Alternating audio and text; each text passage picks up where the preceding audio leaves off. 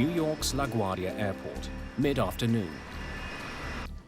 Please take a moment to listen to this important... US Airways Flight 1549 is a short hop from New York City to Charlotte, North Carolina. At least it will be a little warmer in Charlotte. Your seat serves as a flotation device. Together in the cockpit today are Captain Chesley Sullenberger, 57, Clear to push. and First Officer Jeffrey Skiles, 49. We were late because the weather was bad earlier, but by this point, the weather had cleared off for our departure, and it was just puffy clouds. 28 brakes released. Spot 28 for Cactus 1549. 150 passengers are on board the European-made Airbus A320.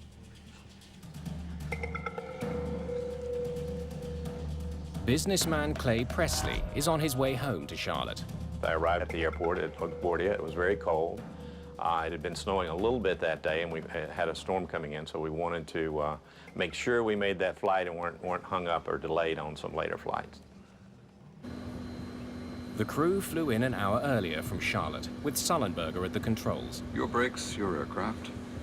First Officer Skiles will be flying the plane back to Charlotte. My aircraft. It's a common sharing of piloting duties. Cactus 1549, runway 4, clear for takeoff. Cactus 1549, clear for takeoff. This trip marks the final leg of a 4-day sequence of flights for both men. We made our standard call-outs. It was just a normal takeoff, normal procedures on the climb out. There was absolutely nothing at all to indicate that this would be any different than any other takeoff in my entire career. But by the end of the day, they'll be the most famous crew on the planet. Gear up, please.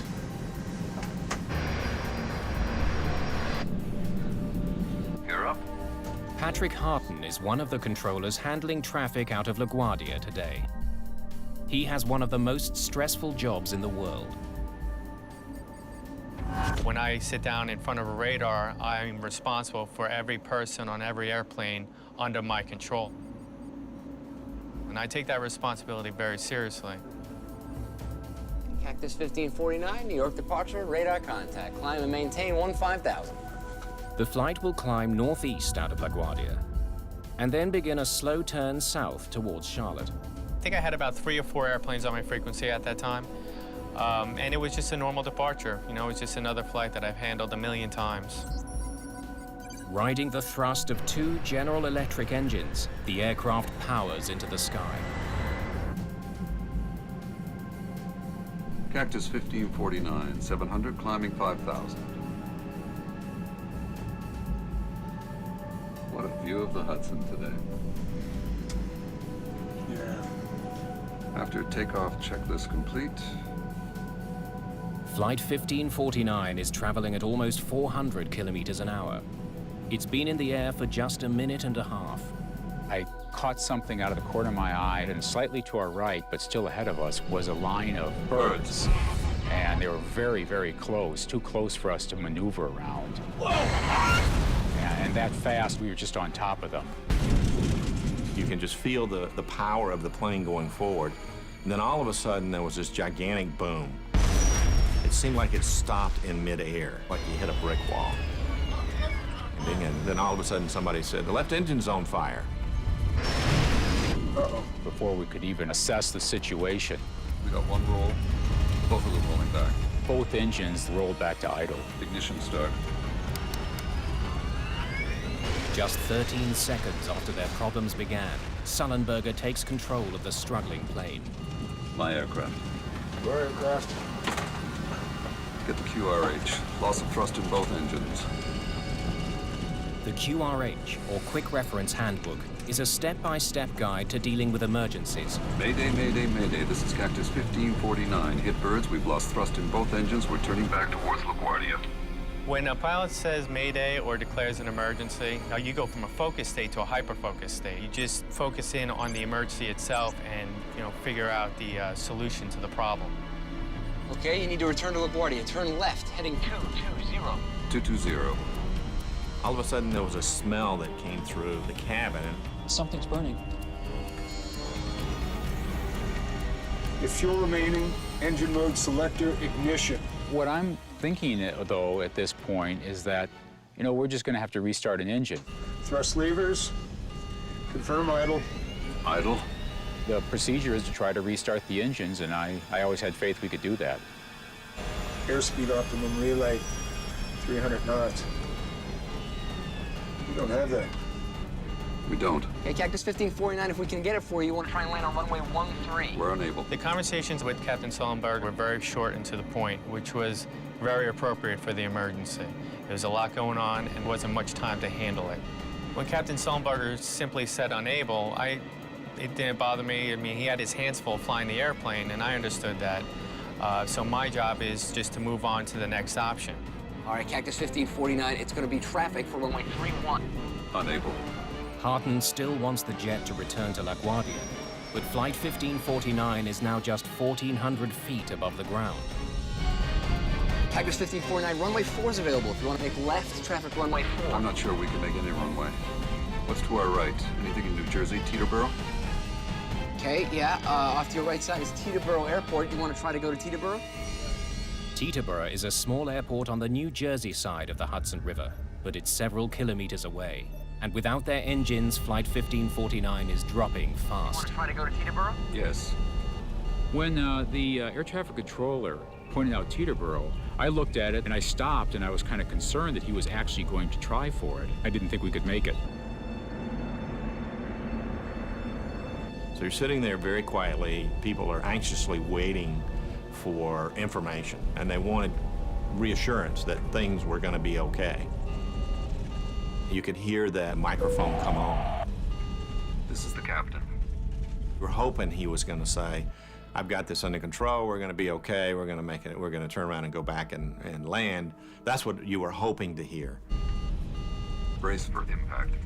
What does he mean, brace for impact? And then all of a sudden it registered. I think he's saying we're going to crash. Get your heads down! I had no idea about how to brace for impact. Everybody's looking around, brace for impact. What do you mean, brace for impact? And how do you brace? Go ahead. Try number 1. I put it back on. Okay, put it back on. Put it back on. While the crew struggles to fly their stricken plane, Patrick Harton is still trying to find them an airport. I actually worked Teterboro Airport for about 3 years, so I was very familiar with the airport. Okay, Cactus 1549, you can land runway 1 at Teterboro. Can't do it. Okay, which runway would you like at Teterboro? We're going to be in the Hudson. I'm sorry, say again, Cactus? I could hear him, but my mind really didn't want to comprehend those words. We're going to be in the Hudson. That was a death sentence for him, and I didn't want to accept the fact that it was over and there were no more options left. I don't think we're going back to LaGuardia. I just emailed my wife and just said, I love you. And I didn't say anything else because I really did not want her to worry. Okay. Let's go. Put the flaps out. And I thought to myself, great, the Hudson River was our best opportunity. It was really the only thing in sight where we could land this airplane. Passengers throughout the plane watch the Hudson rise to meet them and begin making preparations of their own. So I started thinking about, if we're going to crash, I know I need to figure out where the exit rows are. If the water comes in, you need to be able to hold your breath long enough to get to those 4 or 5 rows and get the doors open if you can. Got flaps out, 250 feet in the air. We're not going to be able to get an engine started, so I started calling out airspeeds and altitudes 170 knots. to give him a situational awareness of what was going on. Got flaps 2. One more. No, let's stay at 2.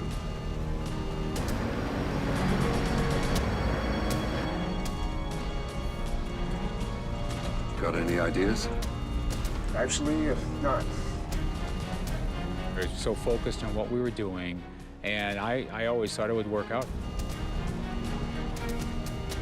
Below 300 feet, Patrick Harton's radar can't see the plane. Flight 1549 disappears. When the aircraft disappeared off my radar, I just assumed that there weren't going to be any survivors.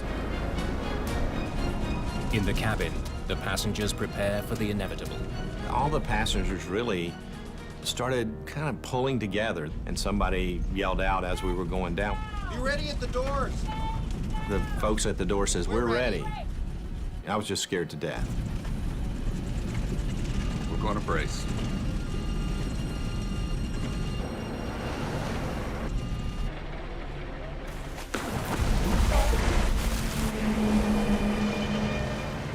Looked like the airplane was going right for the bottom of the Hudson River. All we saw was water cascading over the windshield. It was like a tornado. Pieces of the plane were being torn apart. Some people were thrown around pretty good. Then the airplane popped up, and it was just sort of gently rocking in the waves.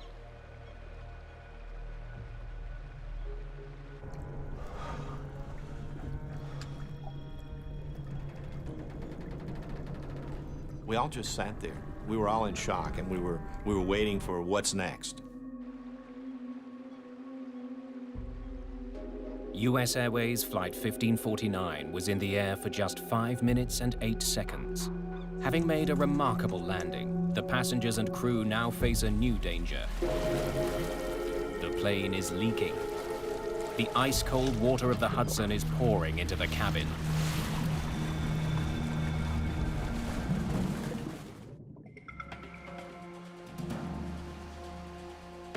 The crew of Flight 1549 has just performed an extremely difficult aviation feat, but they still have more work to do.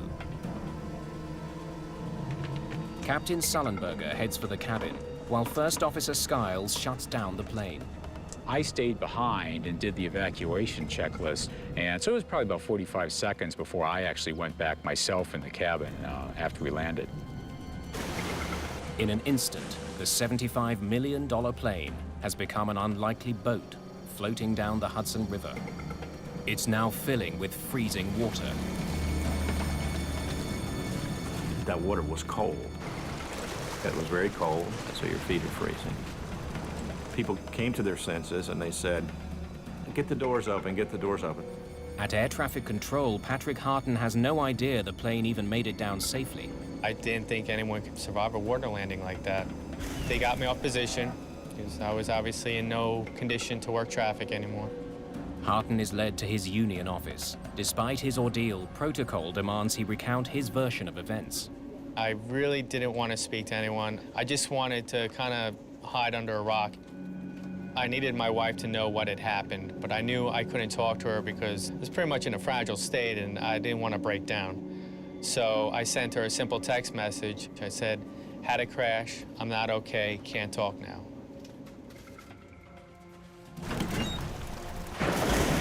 Passengers nearest the exits open the doors quickly, while Sullenberger and the cabin crew begin managing the evacuation. I just jumped up very quickly and started making my way to the emergency door. And so I worked my way out onto the wing, just a few steps to start with. I started noticing that people around me had their flotation devices. They'd pulled up their seat bottoms, or they had a life jacket that they had taken. I had nothing with me. Skiles heads back to help the crew in the cabin get passengers out of the sinking plane. He knows there's not much time, and one of the flight attendants has been injured. I went back to about mid-cabin, and Sully and I and two young men were getting seat cushions and life vests, which are underneath the seats, and we're passing them out. And I'm looking around trying to assess the situation. Is the plane going to blow up? What's the next step? Yeah, there were actually probably 6 or 8 people that went into the water. And they were shivering and they were cold. We started pulling them back up onto the wing. At the back of the plane, water continues pouring in. Passengers are directed to move forward to escape. Go over the seats if you have to. This unwieldy boat won't be floating much longer. We were actually in the water, up to our knees, and it was just absolutely freezing cold. Every part of your body that was in that water just ached to the bone. Come forward! Is there anybody here? We were very confident there was nobody left on the airplane, but what was going on the wings, we just had no idea. Skiles and Sullenberger are the last ones off the plane. I just saw the big splash when the plane just bounced over the water. A small commercial airline crashed into the water. They've been in the water more than 10 minutes already. LaGuardia Airport has sent out an alert to New York's emergency services. In the middle of the Hudson, 155 frozen people hope that help will arrive in time. I saw the first ferry, and I could see the wheelhouse. I felt like, okay, we're really going to be okay. There was a sigh of relief. First on the scene are passenger ferries that have been shuttling people across the Hudson. They are eventually joined by the Coast Guard and fire department. The atmosphere on the ferry was still one of concern because we didn't know whether all the passengers got off the plane at that point in time. I was sitting in the union office preparing to make my statement. Where do I start? And that's when one of my friends popped their head into the office and said, "Hey, Patty, it looks like everyone made it." And I was like, "Really?" That was incredible news. I mean, I was still traumatized by the event itself, but the fact that everyone made it was just, it's like the weight of the world was lifted off my shoulders.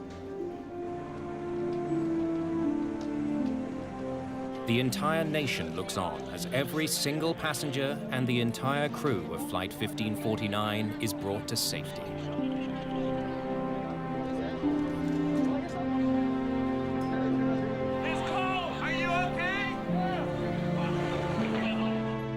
Like so many others around the world, investigators from the National Transportation Safety Board are riveted to the pictures. Hey, you gotta see this. We learned a little bit about the accident, of course, before we launched. The TV channels were showing the aircraft in the river and everything.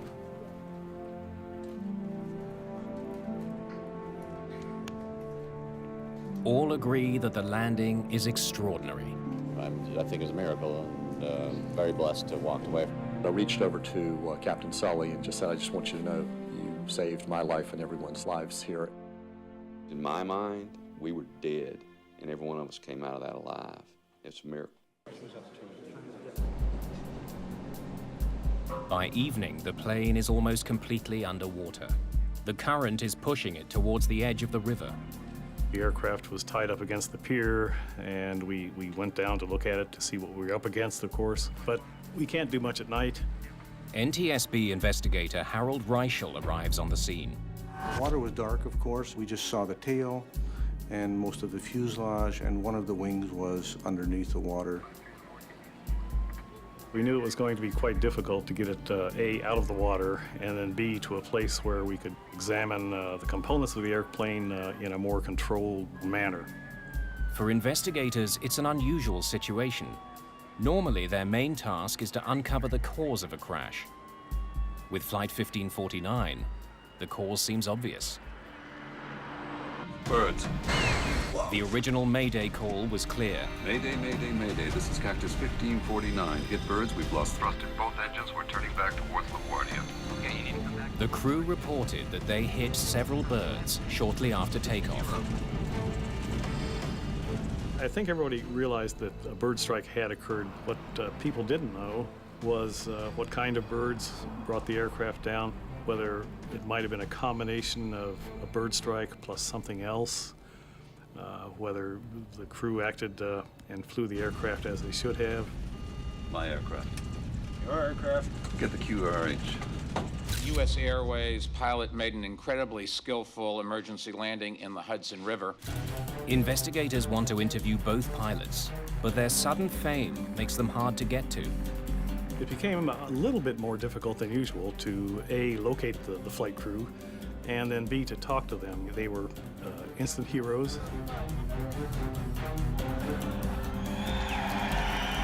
Nothing in a life can prepare one for the media frenzy of a situation, like this. And it's not just the pilot's newfound celebrity that's an obstacle for investigators like Catherine Wilson. One of the most challenging things in this case was nobody wanted to sully Sully. He was a hero in this case, and we were the ones who was potentially going to pick apart what he did and try to find out what he did and whether it was right or not. To prove that birds caused the crash, authorities need to get the plane out of the water. But a vital piece is missing. We had been told earlier that both engines were still attached to the aircraft. That turned out not to be true. So that became a major goal right off the bat, was to figure out where that second engine was.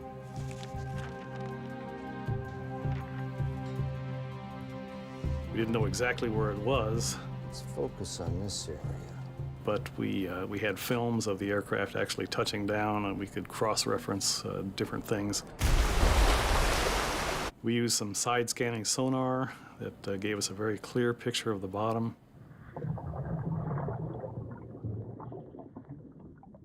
It wasn't that easy to do because the Hudson River has a current, and the current changes throughout the day. So it took 3 days, ultimately, to find the engine. Within days, the recovered engine and the rest of the aircraft are moved to a warehouse in New Jersey, so investigators can study the wreckage more carefully. We certainly couldn't do it out there at the edge of the Hudson River, and you can imagine how interesting it was to take an airplane 150 or 200 feet long through a very, very populated area in New Jersey. As the plane is being moved, investigators work with the voice and data recorders. Okay, let's hear it.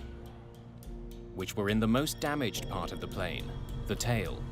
The cockpit voice recorder and the flight data recorder were in virtually pristine shape. The aircraft had sustained quite a bit of damage in the rear end, but the recorders themselves survived very well. We were really lucky. All of the data was able to be downloaded normally. We got one roll, both of them rolling back. Listening to the CVR provides vital insight into how the crew responded to the emergency. In this case, both Captain Sullenberger and First Officer Skiles acted extremely professionally. Ignition start. Each member had their own roles and responsibilities. They stayed with those roles and responsibilities throughout the accident flight and communicated only when necessary. Put the flaps up. On Flight 1549, My aircraft.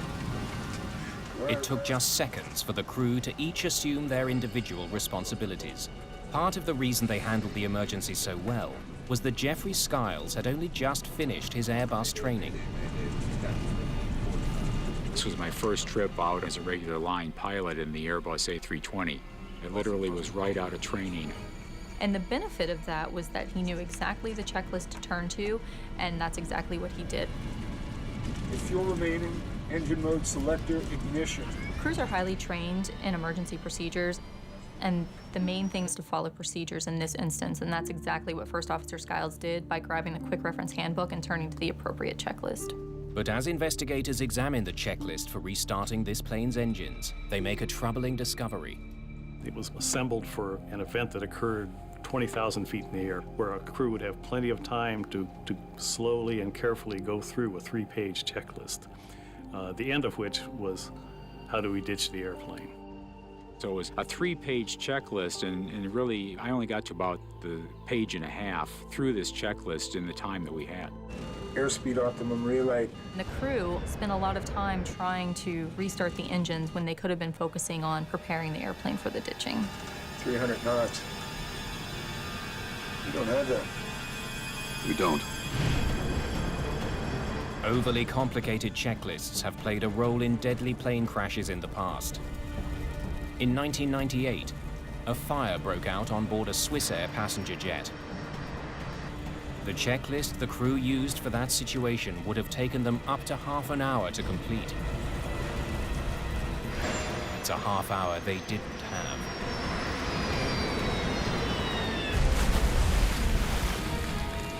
But on Flight 1549, the checklist was far from the greatest challenge facing Sullenberger and Skiles. I'm not sure we can make any runway. Water landings are notoriously difficult because unless they're perfect, they can be catastrophic. In 1996, after a hijacking, an Ethiopian Airlines captain tried to land off the Comoros Islands when his plane ran out of fuel.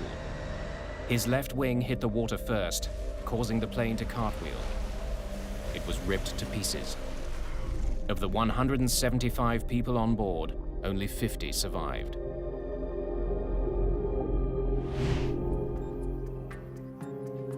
Investigators soon learn that none of the major airlines use simulators to teach pilots how to land on water.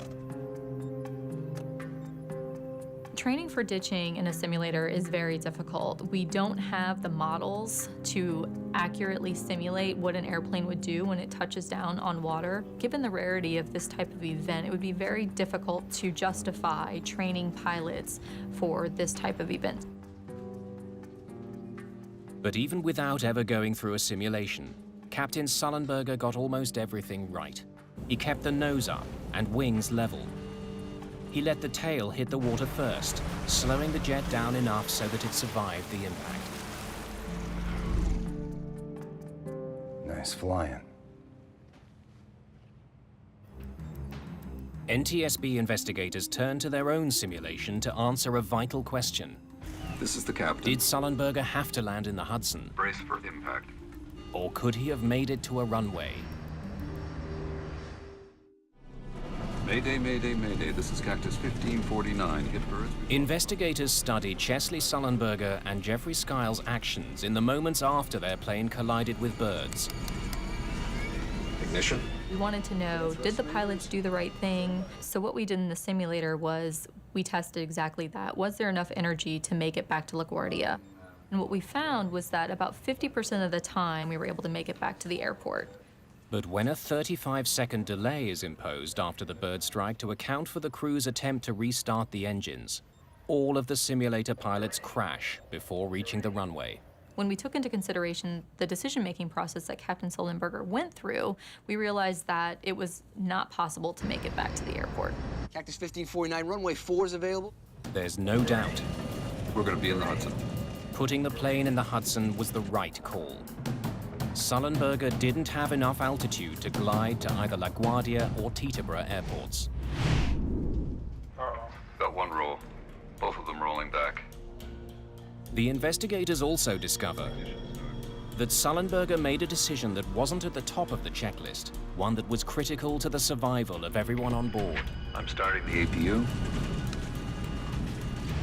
On commercial jetliners, the engines provide power to electrical systems. If the engines stop working, the crew eventually loses those systems. The APU is an emergency generator that keeps some things running. The APU allowed him to still see his screens, the instruments still worked. It also allowed the A320 itself to assist with the heroic landing. The APU provided power to the plane's electronic brain, stopping the pilots from making any potentially dangerous moves. It kept them inside a so-called flight envelope. By starting the APU early in the sequence, the flight crew was able to maintain the flight envelope protections, which prevented the airplane from stalling when the airspeed got too slow. He's right on the edge of stall speed. The flight data shows that Sullenberger was going slower than the ideal speed. The airspeed during the accident sequence got about 20 knots slower than it should have been for this flight. But the A320's flight computer is designed to constantly adjust the plane's pitch and keep it from stalling. We definitely could have had a much more catastrophic outcome had the airplane actually stalled. Starting the APU. Sullenberger's quick thinking made sure the plane's complex computer system kept working. It gave him an automated safety net, so he'd have the best chance to do the nearly impossible. We're going to be in the Hudson. It was a combination of a good crew and a good airplane. Let's go. Put the flaps out. The captain had the presence of mind, for instance, just before they were about to land, a couple of 100 feet in the air, to turn to the first officer and ask, "Got any ideas?" Actually, not. They were both coordinating right up to the end, and that's what we like to see. Skill, training, and the aircraft's very design combined to save the lives of 155 people. But investigators still want to know how birds crippled two highly advanced jet engines, and if they can stop it from happening again. 8 days after the crash, investigators are finally able to examine the engines in detail. Richard Dolbear has spent much of his career studying collisions between birds and airplanes. When aircraft strikes a bird, generally there's not much left of the bird, particularly if that bird goes through the engine.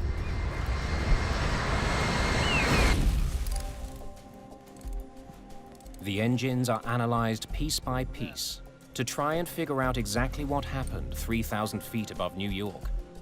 Let's look inside. We expose the engine surfaces to a black light. Proteins from many tissues will fluoresce with a black light.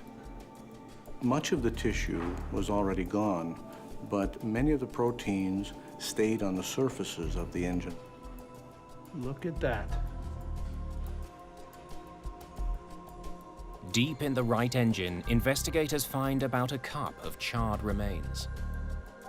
Most of the remains found were just muscle tissue, bone fragments, and minuscule feather remains.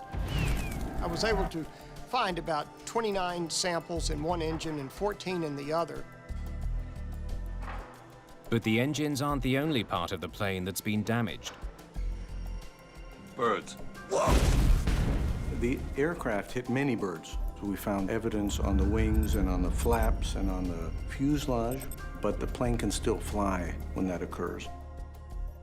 The threat posed by bird strikes is well known. Bird strikes are a much bigger problem than the general public realizes. In the last 20 years, there have been approximately 210 aircraft that have been destroyed because of collisions with birds.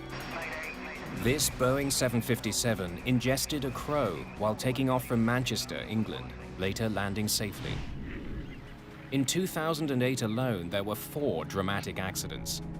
A Boeing 747 sucked a kestrel into one of its engines. The crew aborted takeoff and survived. The plane was ruined. This jet ingested pelicans into both engines, and one ended up in the cockpit. Repairs cost $2 million. The engine of an MD-10 was severely damaged by a gadwall. The repair cost was $900,000. And 5 people were killed when this Cessna smashed into at least one pelican. More than 200 people have died in bird strike accidents since 1988. The problem could get worse because there are more birds out there. By restricting the use of pesticides that were hazardous to birds, such as DDT, we've seen a tremendous rebound in the populations of bird species. A remarkable increase in the Canada geese that are resident, non-migratory birds. Nationwide, the population has grown from about 1 million to about 4 million. At LaGuardia, one of the airport's biggest problems is a year-round goose colony on nearby Rikers Island.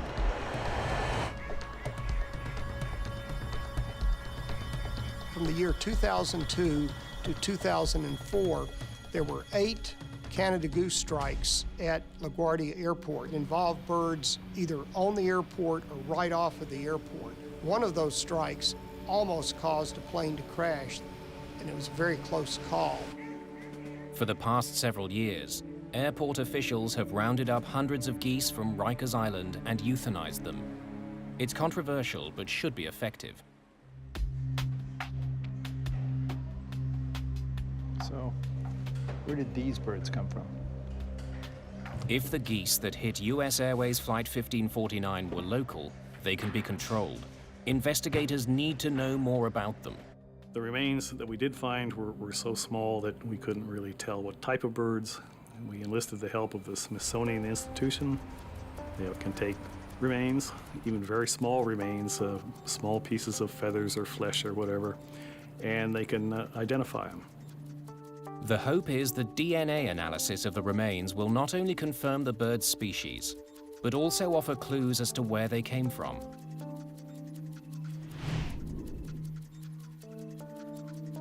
While they wait for answers, investigators turn to answering the question of how a few birds forced a 68-ton jet from the sky.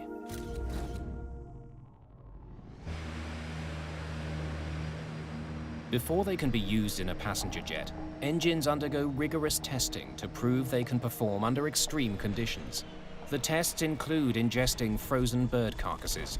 The CFM turbofan engines that power the A320 passed those tests and was certified in 1996.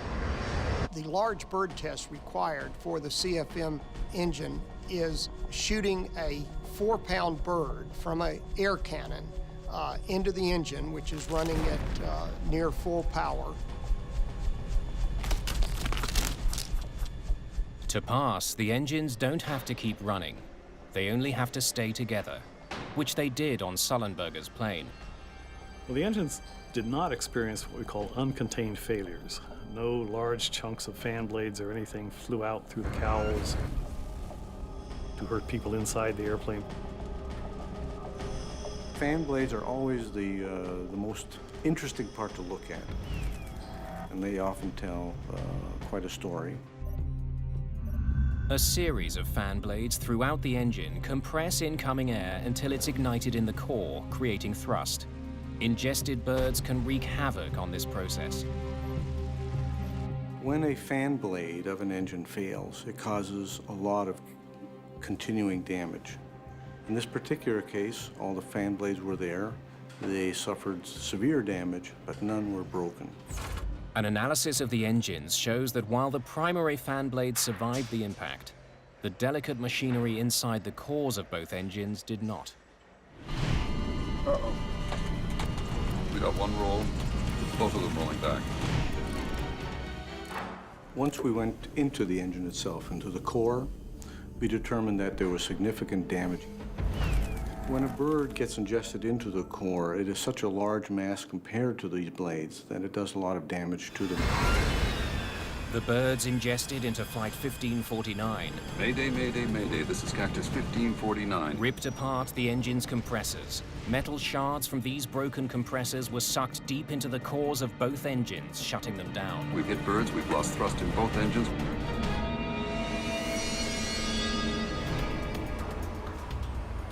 When DNA results come back from the Smithsonian Institution, investigators finally understand why Flight 1549 lost both its engines. The birds that struck Sullenberger and Skiles aircraft were adult Canada geese. They were far larger than anything the engines were ever tested for. Because of that analysis, we know that these birds ingested each probably weighed about 10 pounds.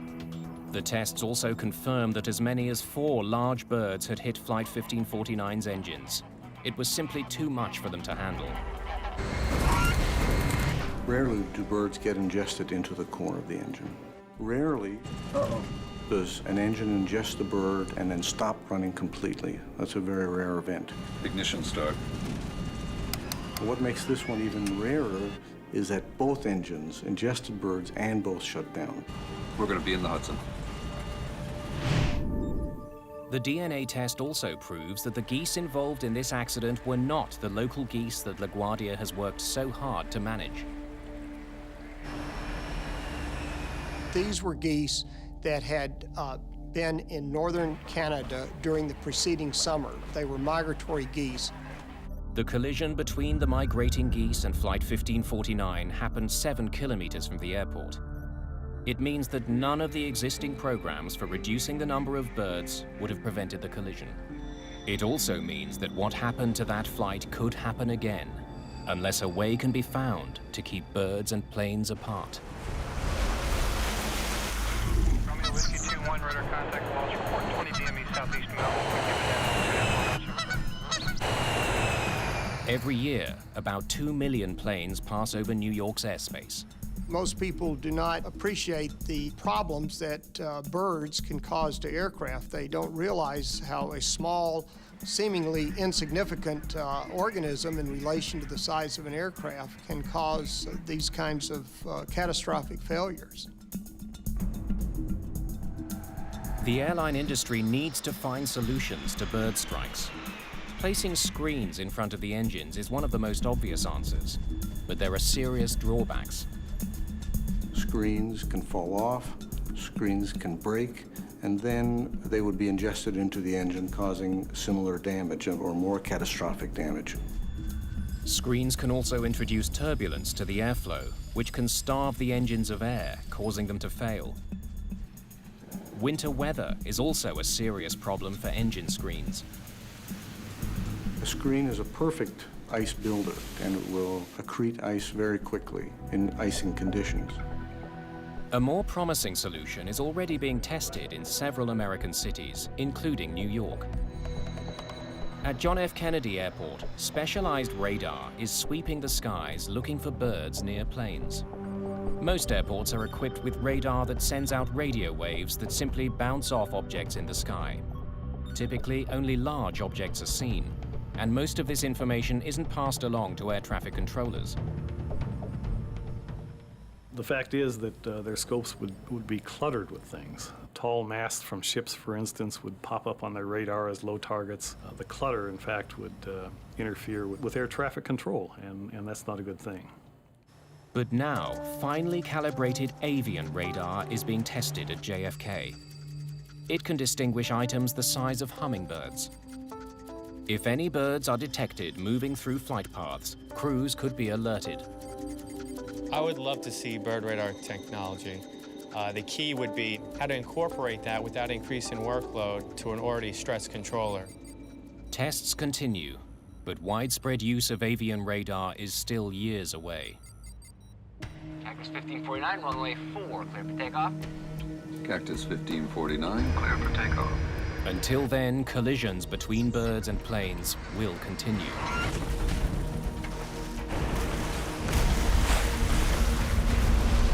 What the safe outcome of Flight 1549 proved is that right now, the best defense against this threat is a good team in the cockpit. We had a very experienced flight crew with very good training. My aircraft. Your aircraft. Get the QRH. All your training that you've done, all the years that you've been flying the airplanes, it all just comes back to you when you need it. My aircraft. Sully and I worked together extremely well on this event. I knew what was in his mind, and he knew what was in my mind. We were both accomplishing our individual roles, but we had a knowledge of the whole situation. Okay, you need to return to LaGuardia. Turn left, heading 220. 220. This event definitely puts things in perspective for you as a controller. One thing I appreciate more, the teamwork and how when you work together, you can pretty much accomplish whatever you need to accomplish. Off to your right side is Teterboro Airport. You want to try and make Teterboro? We're going to be in the Hudson. The landing in the Hudson took training and skill. It also took a bit of luck. We had a very clear day. We had a perfect condition for the river. So there was just a series of really fortunate events that occurred that assisted this crew in landing successfully on the river. Well, the safety board, we don't really deal in miracles very often, but this event had a lot of things that came together at the right time and the right place. And so a lot of us are thinking, well, maybe we do have a miracle here. What a view of the Hudson today.